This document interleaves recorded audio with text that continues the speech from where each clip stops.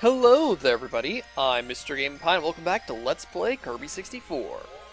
Last time we finished up Aquastar, and this time we're beginning the fourth area of the game, Neostar. Also I have like no health, I need to fix that here pretty soon. But yeah, so Neostar is sort of an ancient jungle-themed world. It's easy to get that conflated with the initial grass forest world, but it certainly does have its fair share of differences. Already, we're seeing one of the major traps of this first level. Traps!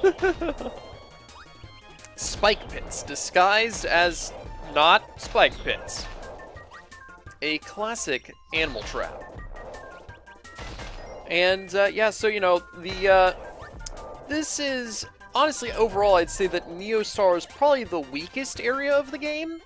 And, well, I'll certainly be going over that as we go on, but, you know, even just starting off, we've already had forest and grassland areas, so this big jungle area here feels like a retread of things that we've already seen before.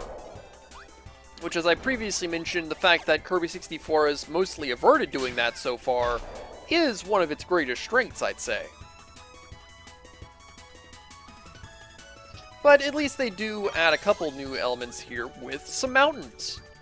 Because, yeah, it's not just forest the whole way through.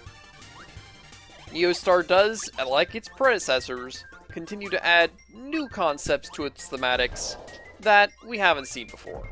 In every level. Well, okay. The Paterans here are, a little bit problematic. As well as the Galbo being inconveniently located. And there's these guys with the spears. For some reason, I always get hit by the spear guys. Although they're not actually called spear guys. This isn't Mario Bros. This is no Yoshi's Island. Alright, I think that there's nothing up here. Oh, okay, there's a Pateran. I guess there's this section. So, yeah, now Kirby goes all Tarzan by hanging out on some vines. Though I don't believe that Kirby has a Vine account. No, I suspect that the internet doesn't exist in Dreamland. And it definitely wouldn't exist on a prehistoric planet like Neostar. You know, I wonder, if we found planet, if we were able to, you know, habitate planets, would we call planets that didn't have any sentient life on them prehistoric? Or maybe planets that did have life on them but that weren't sentient life, would they still be considered prehistoric planets? It's something to consider. Also, the giant Galbo, which one might even call the Fire Galboros, given the Water Galboros that appears in later games. Yeah, it's actually one of the more difficult mid-bosses in the series, or, well, in the game.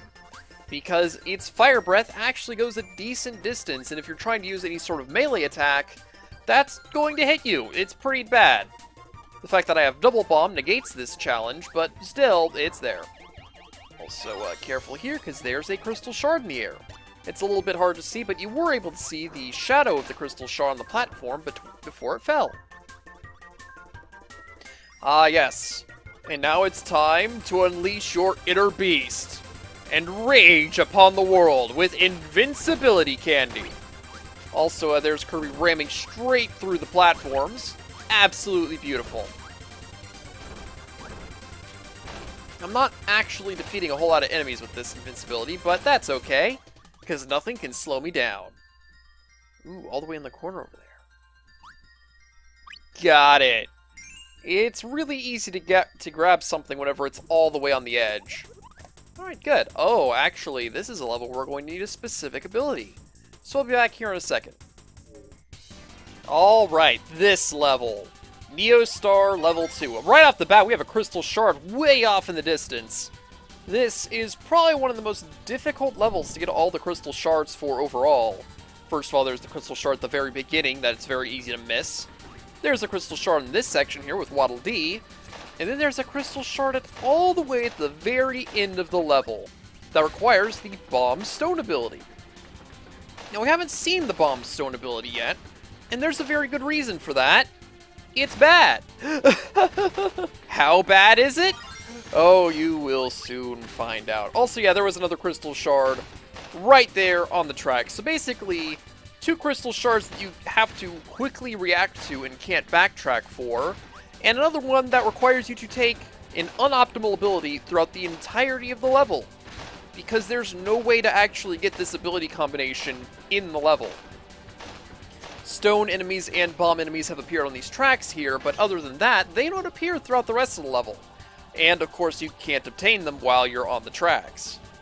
So let's take a look at what Bomb Stone actually does. We have a big stick of dynamite, and it creates a giant explosion whenever it actually explodes. However, the explosion hurts you too. If you happen to not hit something directly, it'll take a while to go off on its own. It's really awkward and inconvenient, and the fact that it's the only power in the game that can do self-damage, yeah, that's an issue. So yeah, not an optimal ability. I guess it's powerful for whatever that matters. Not much, honestly. But yeah, it's not an ability that you want to really be taking around, and it certainly is one of the abilities that's meant to challenge you rather than to be useful. Oh wait, oh yeah, and there we see the self-damage. You can avoid the self-damage if you duck while the dynamite is out. It puts a hard hat on Kirby, and it protects him from the explosion. But yeah, it's still not something you really want to be using. Even if there is a way around the self-damage when you're on the ground. So you can't exactly use this in the air as I tried to do a little bit ago. The best concept for this level is to just run through it as fast as you can. Get it over with as fast as possible, because after all, we already have the other 2 Crystal Shards in our possession. Ah, I tried to get out of the explosion radius. Oh, let's just avoid everything.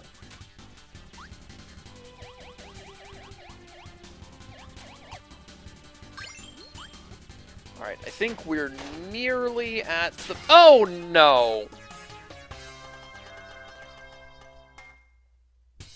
Well, now I'm gonna have to go through the entire level again. Oh, boy! Well, I may as well just show my initial playthrough of the level anyway. Just... There's not... I think that I'm actually pretty close to the place where I needed it, too, which is really unfortunate. Also, there was health here, so that could have been helpful a moment ago. Oh. Yeah, sometimes Kirby needs to stop moving. And that's not convenient for this particular level. Yep, there it is. There's the wall. It's black and brown. Exactly the kind of wall that dynamite can break. And not the kind of weapon that we have at the moment. I'm pretty sure this is the end of the level right here. Okay, well, I guess there's sort of a mini-boss. This is kind of an awkward thing right here, because, yeah, this is... It has a mini-boss's health bar, but it's just a horde of regular enemies, not something that you really see anywhere else. At least not with a health bar like this. Oh, wait, no, the level isn't over yet. Okay, then. I guess there is a little bit more to go. Oh. Sometimes inhaling can be a little bit awkward in this game. Oh wait, nope! Don't want to get crushed. That would be bad news. Oh, okay. Also, yeah, we're in another cave. Unsurprisingly, the prehistoric area has a couple caves! Although, not exactly much for cavemen, unless you consider the spear-throwing enemies to be such. Not an unreasonable expectation, given their design. There we go. That's the end of the level. And card for us. So now it's time for me to go back and get that again.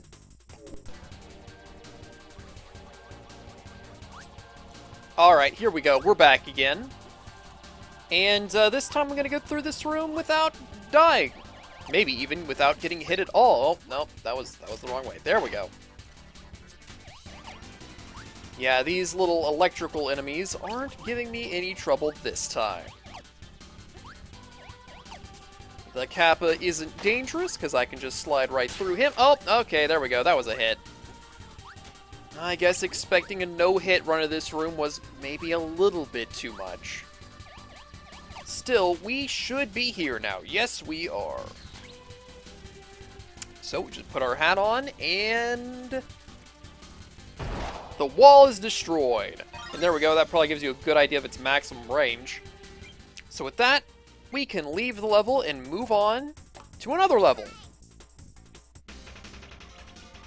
Alright, now we got some big old mountains. And let's just toss that ability, because that's not what I want at all. And let's grab this ability. It's the drill again.